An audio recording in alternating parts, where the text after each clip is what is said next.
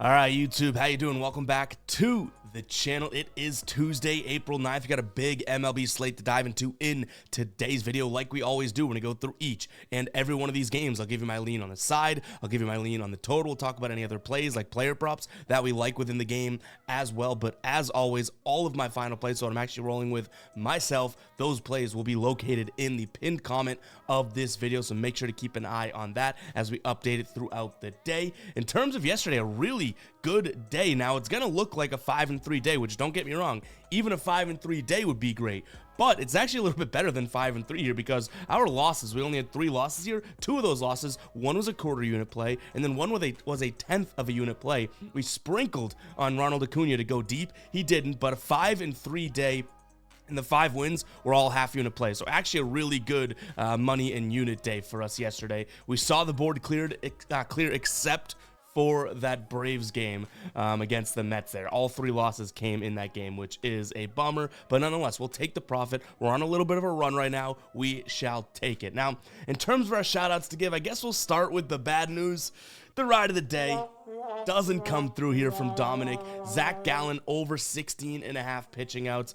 He made it through 5 innings, but that was it. So nice try from Dominic. If you guys don't know what the ride of the day is, we're not doing it in the MLB until the NBA is over, but there was no NBA games yesterday, so we did it in the MLB. But all you got to use, and so go do this in the NBA video, right? Use hashtag ride of the day in the comments, and I'm jumping on board with one person's play and giving you a shout out in the next video, win or loss. But again, we're not doing it for MLB right now, only in the NBA. So head over to our NBA video and use that hashtag ride of the day. Our second shout out, or I guess second and third, go to the daily dinger shout outs here. We had Reason as well as Alf calling Ozuna going deep yesterday.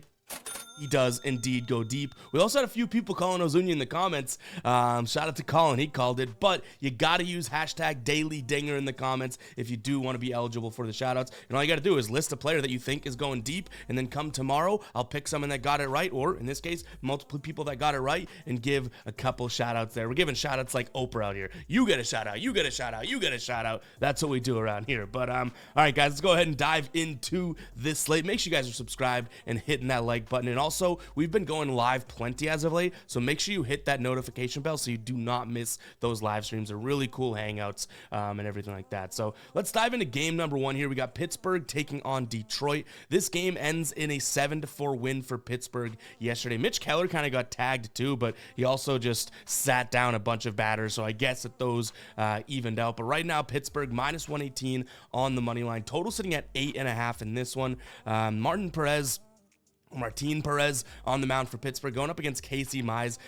Though I don't really love Perez whatsoever, this Detroit team has struggled against left-handed pitchers, so I do think that there is a slight pitching edge to Pittsburgh, and as well as their batting. So if we flash over to this, and by the way, guys, this is something that I want to bring to the ballers, the members on the channel, pretty soon. Working on kind of an MLB dashboard, like a bird's eye view of the game, so you know where the value is and kind of where the edges are. But if you look at this, Pittsburgh versus righties to start the year batting a lot more green than Detroit versus lefties, right? From an average WRC plus, K, walk percentage, on base percentage, on OPS as well. Like this is a spot in which I think Perez has a slight advantage when it comes to pitching, and Pittsburgh definitely has advantage when it comes to batting. So my lean in this one's going to be Pittsburgh on the money line. They've been playing well to start the year, 8-2. Not to say Detroit hasn't been playing well, but 3 straight losses here for Detroit, and now you start to think, okay, well, they started with the White Sox, then they had the Mets, who were not geared up yet, and then they had Oakland. Like, is this team...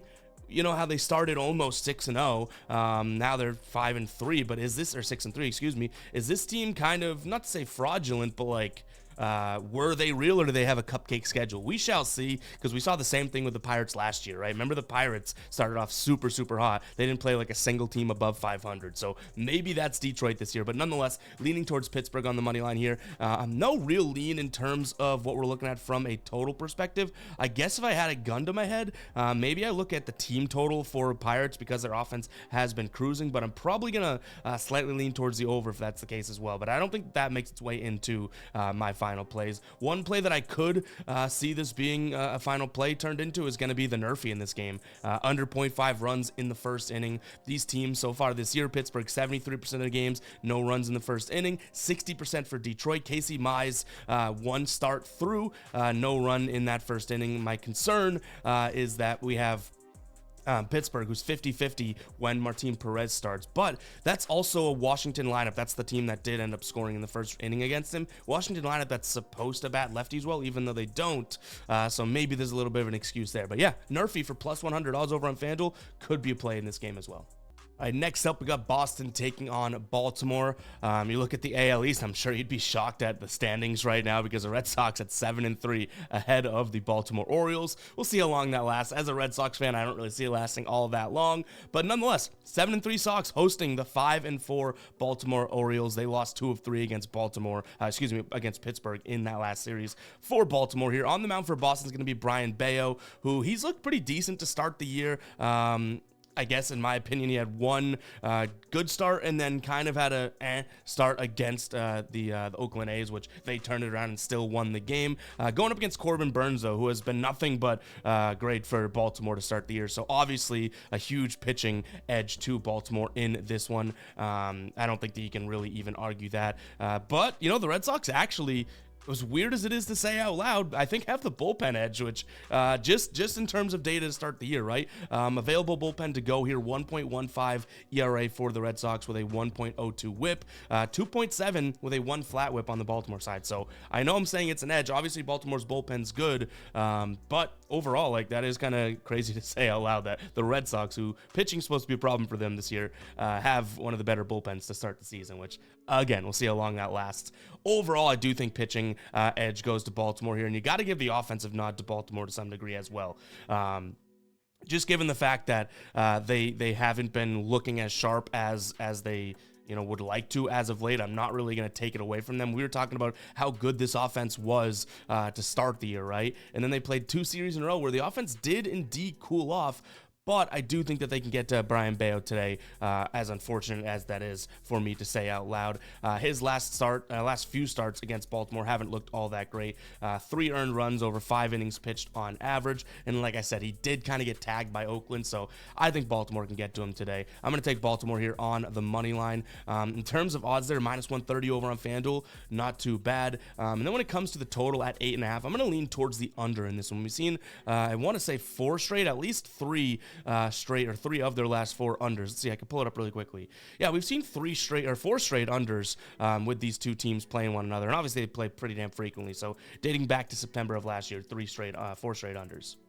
All right, Cleveland taking on the White Sox. So I don't think that this one makes its way into being a bet just because you're looking at minus 200 odds for Cleveland. But let's flash up the dashboard here. You can see that this is just an obvious advantage for Cleveland. They have a better pitcher going, right? And Chicago against left-handed pitchers, literally abysmal to start the season. You can see their ranks as well as their numbers are just terrible. 47 WRC plus against lefty pitchers to start the year. You can't have that. And then you have the 8th best team at batting righties going up and the 10th best team in terms of WRC plus going up against that abysmality. I don't even know if that's a word. So give me Cleveland in the spot. But again, the problem is that they are super pricey. If you want to look at them even on the run line, maybe, because it is plus money at plus 105 for minus 1.5. Maybe that's the case. They have covered that in 8 of their last 10 games, which, okay, give them credit there. And I don't think that the White Sox are going to do much different than they did yesterday. And that was Tristan McKenzie, who I thought was going to get kind of tagged up a little bit, and he didn't. So yeah, I guess run line could be a move here if you want to make some value out of it. But it would be just kind of like Cleveland to go out there and win like 3-2 or something like that too, right? Like, that would be unfortunate. But I like Logan Allen and the left arm against this White Sox team. We just saw White Sox stink at batting against lefties, but he has in 41 plate appearances against this current Chicago White Sox roster, 250 average, 333 WOBA, just a 7.3 walk rate, 14.6 K rate. So it is kind kind of low there as well. Him to start the year, he has a 19.1% K rate, but I wouldn't take any unders on him because no one's striking out against lefties more than this White Sox team. But yeah, overall, I think that Cleveland could be the move. It's just a matter of if you can swallow those odds or not. Obviously, a pretty big number. But in terms of a total here, like I said, I could see this being like a game where Cleveland scores 3 runs, and maybe the White Sox score 1 or 2, that type of thing. So I'm going to lean towards the under again, especially given the fact that even if Cleveland does have a decent offensive day, I don't know if the White Sox come to play with their bats. All right, guys, before we do jump into the rest of the slate, I want to shout out the merch we have here on the channel. If you guys do want to support and pick up some great merch at the same time, head over to fademe.store. I'll put that link in the pinned comment. You can use code MLB to save at checkout here today. Some new arrivals, we got the They Don't Boo Nobody's Vacay tee, which I absolutely love this one. This is inspired by the guppies out there, kicking back, relaxing, watching the sun go down, having a drink, while all the haters are out there just chirping. We also have the Gambler hat that I'm wearing right now. This has been one of our best selling collections here. We have the Gambler tee. We also have it in a hoodie, and we have some Gambler 2.0 stuff coming out in the summer as well. But yeah, I've been loving seeing these fly off the shelves just because it is such a simple design, but it is kind of cool to see. The Parlay All Days hoodie, we love this, one of our better sellers as well. But guys, go check out fademe.store. We got tons of products over there right now. Again, you can use code MLB to save at checkout. And this thing, this has been like my passion project, my little baby. We started it just under a year ago. It's already grown to a point in which we're doing numbers that I don't think that I ever would have thought we would have done. So cannot thank you guys enough. I really do put my confidence behind this brand and the quality. It's not just getting crappy, blank t-shirts and putting a logo on them. No, a lot of this stuff like this one we have right now, true embroidery, like premium quality. Go check it out, guys. Fademe.store. I'll put that link in the pinned comment. Don't forget to use code MLB at checkout. All right, Cincinnati taking on Milwaukee. This was a pretty high-scoring game yesterday. 10-8 win for Cincinnati.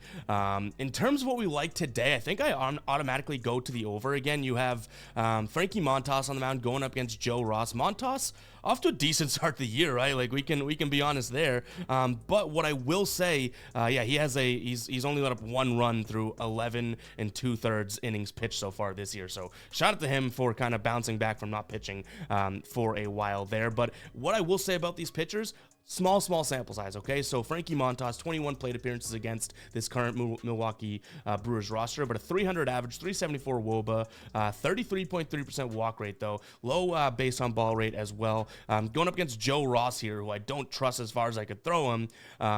And he has a 333 average against with this current Cincinnati roster. So we do have, I guess, a decent spot for the over here because the numbers of the batters against pitchers in these very specific matchups don't look all that terrible. Milwaukee also tags right-handed pitchers, 2nd in average, 5th in WRC+, 3rd in OPS this season. Cincinnati really I shouldn't say really, but struggling against right-handed pitchers here. So I'm thinking that in terms of our lean, I almost want to trust Milwaukee's offense just because they are going up against right-handed pitcher, and I feel like Frankie Montas at some point is due for a little bit regression, so I'll lean Milwaukee in this spot. Do I absolutely love it? I'm going to try and convince you, no, but you have decent value at plus 125 in this game. I think this is more of a 50-50 type of a game. We just have to kind of, cross our fingers and pray that that Ross doesn't absolutely stink it up, which he pitched a scoreless 3 1/3 or something like that in his game against Minnesota, which again,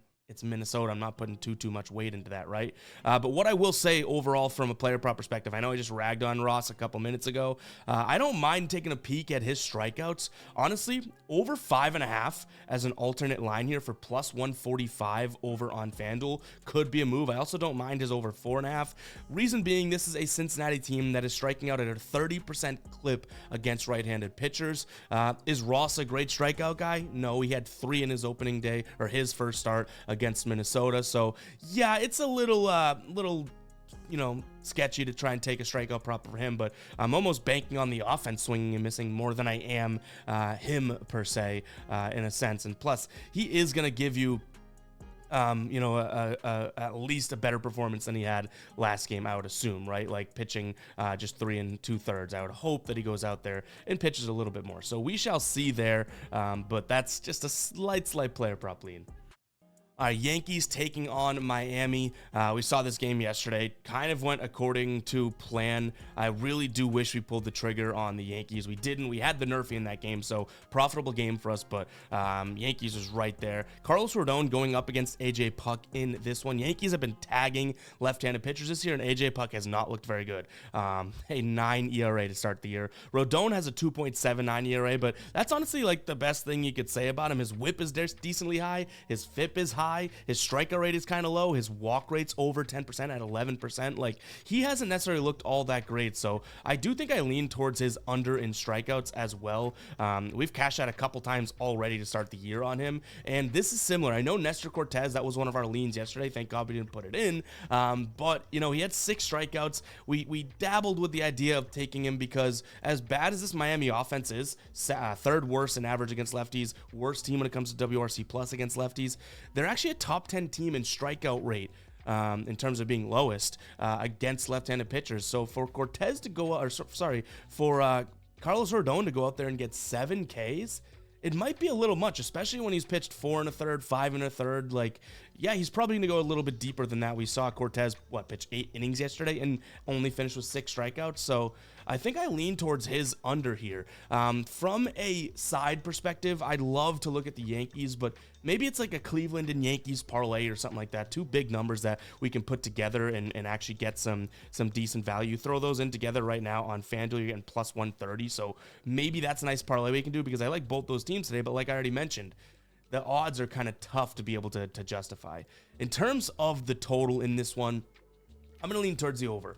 Not that I think Miami's going to come out guns blazing, but I just don't see Miami having a 0-run game again. You know what I mean? Like, they did score 10 runs the game before, and that was kind of their only offensive highlight. I believe they had like a 6 or 7 run game against Pittsburgh earlier in the year, but nonetheless, I just think that this is a game in which even if the Yankees can still dominate, you know, they score like 5 or 6 runs, I think Miami comes to play with maybe 3 or 4 runs today. But again, they stink against left-handed pitchers, so maybe we just say, you know what? Let's take Yankees on a money line parlay and take Rodon and get the hell out of here, not mess around with the total. We'll see.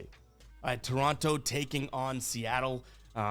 You know, shocker here. This probably should be a good game. It was a decent game for the most part until Toronto kind of opened it up yesterday. But I think Seattle battles back in this spot. I'm going to give them the pitching edge here. George Kirby on the mound. Has his ERA look great to start the year? No, but his FIP is down at 2.12, barely walking any batters as well. We'll see how that works because against right-handed pitchers, Toronto ranked 2nd right now in walk rate. So we'll see if he can kind of win that because, again, he's not walking guys, but Toronto's forcing a lot of righties to walk guys, or forcing a lot of righties to walk them.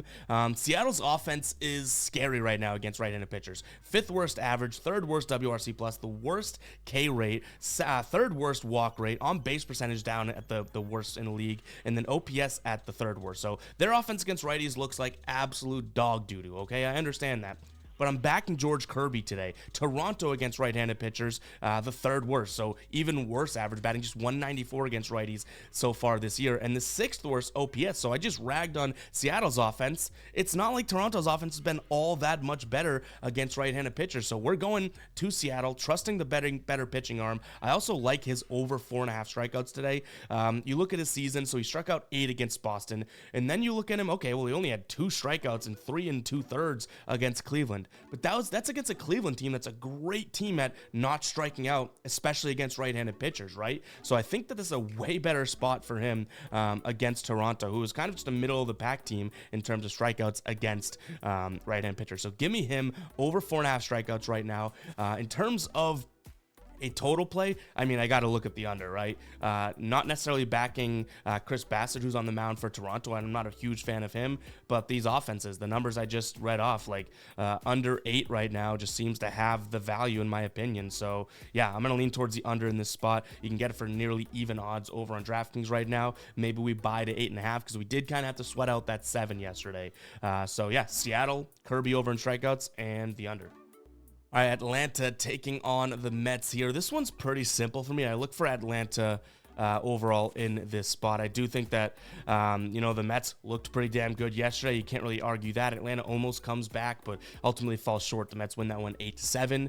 My one concern is the pitching here. Ronaldo Lopez on the mound for the Braves going up against Adrian Hauser. Adrian Hauser didn't look all that bad in his one start this season. Neither did Ronaldo Lopez, but Hauser went up against Detroit, so I give him the credit there. But Ronaldo Lopez went up against Chicago, so it's like, okay, I don't know if that's all that impressive. You know what I mean? So I do lean Atlanta in a bounce back spot here. Can we swallow the -188 odds? Probably not, but I don't think you're going to catch me taking the Mets today. In terms of what we're looking at from a total perspective, I like the over again. I still believe in this Atlanta offense, and hell, the Mets show that they could score some runs yesterday too, right? So yeah, give me Atlanta on the money line as well as a slight lean towards the over.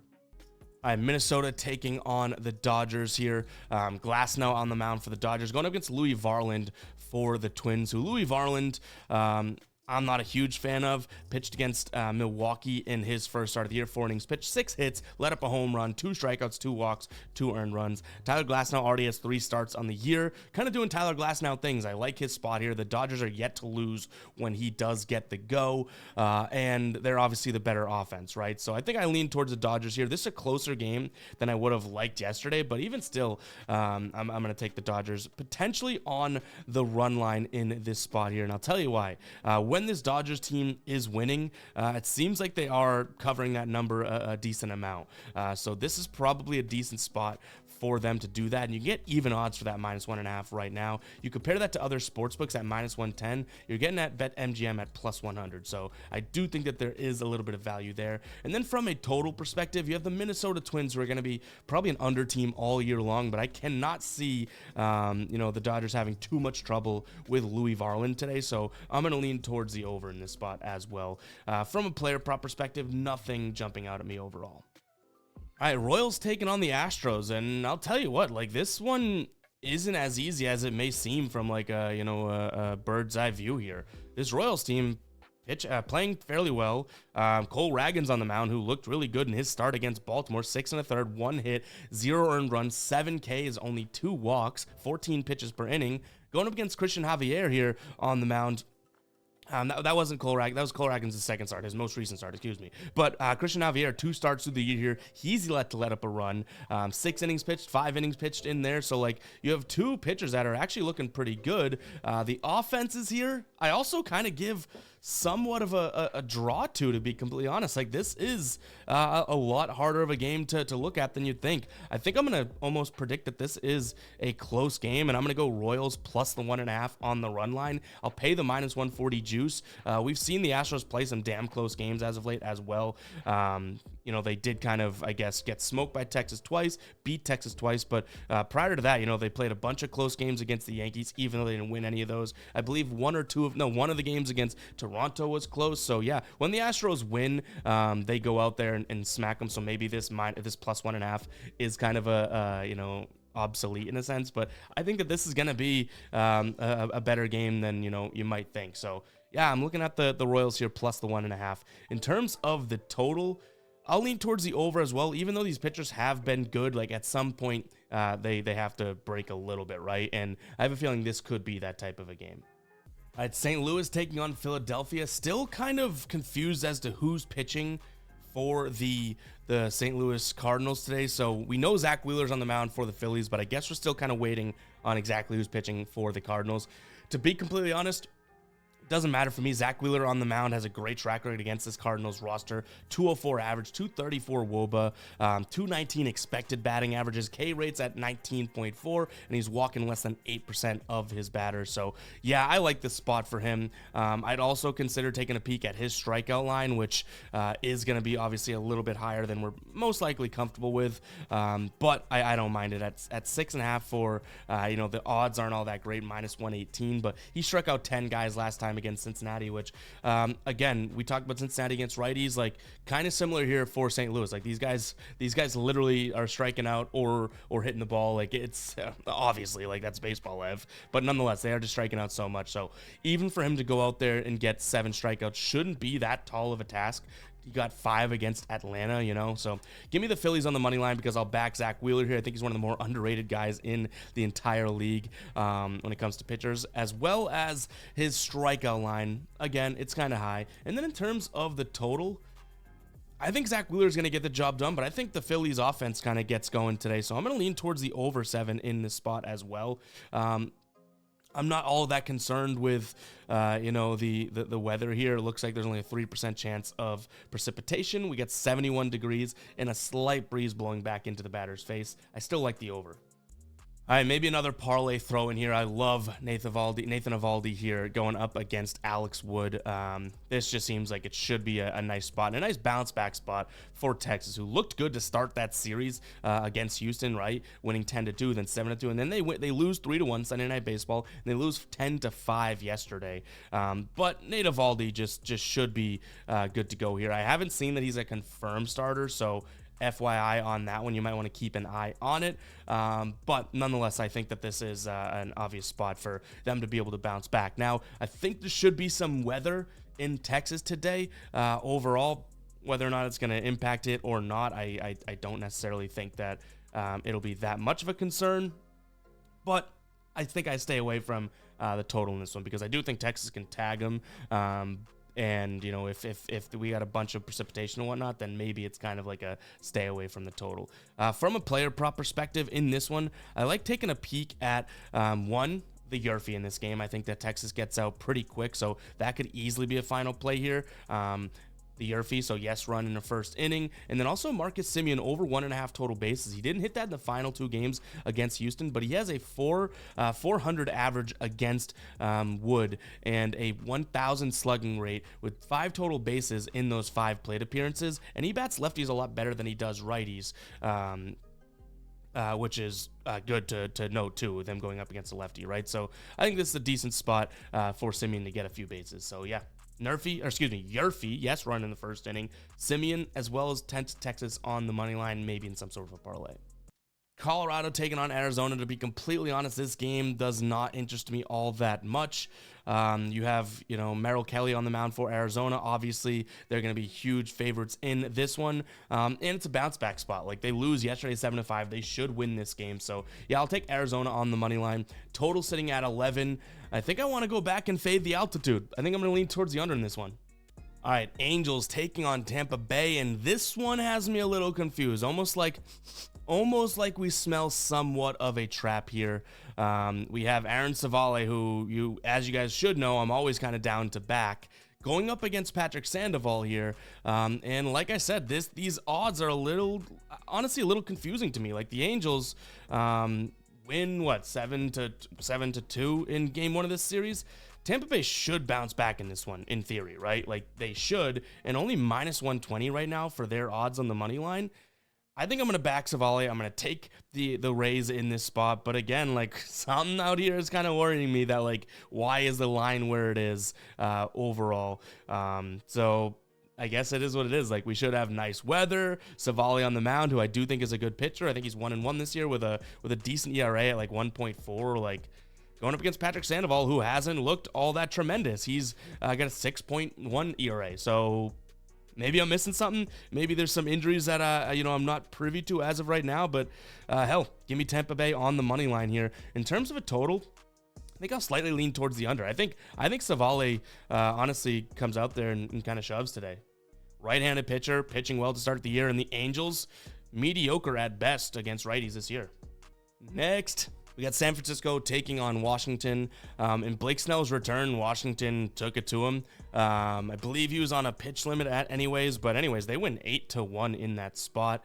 Today, in terms of a pitching matchup, we have Josiah Gray going up against Kyle Harrison. Kyle Harrison has which is fairly obvious, no data against this Washington team, but Josiah Gray I cannot get behind. 14.04 ERA to start the year. He's only pitching like 4 innings, 0-2 so far.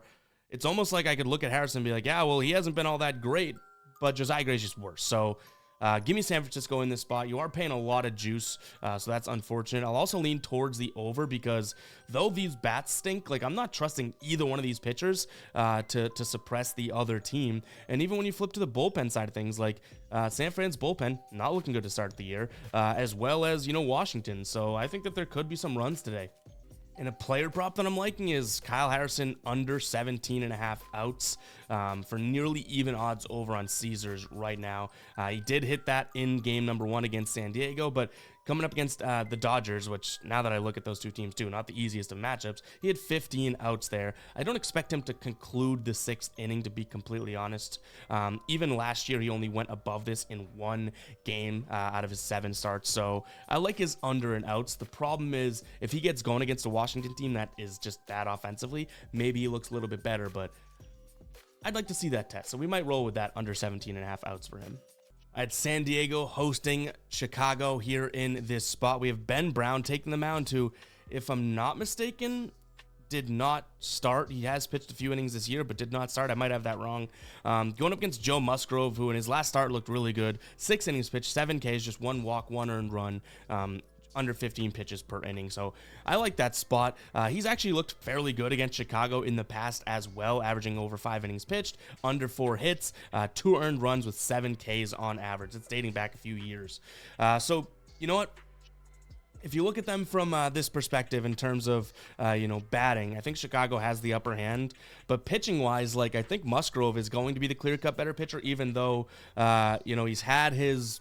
I guess you could say he's had his blow-up spots, but his last start, he looked good, right? So maybe he's feeling something out. And San Diego, not all that terrible against the righty, so I'm going to lean towards San Diego in this spot. The one thing I don't agree with is them being nearly minus 160 favorites. Like, that could keep me off of it.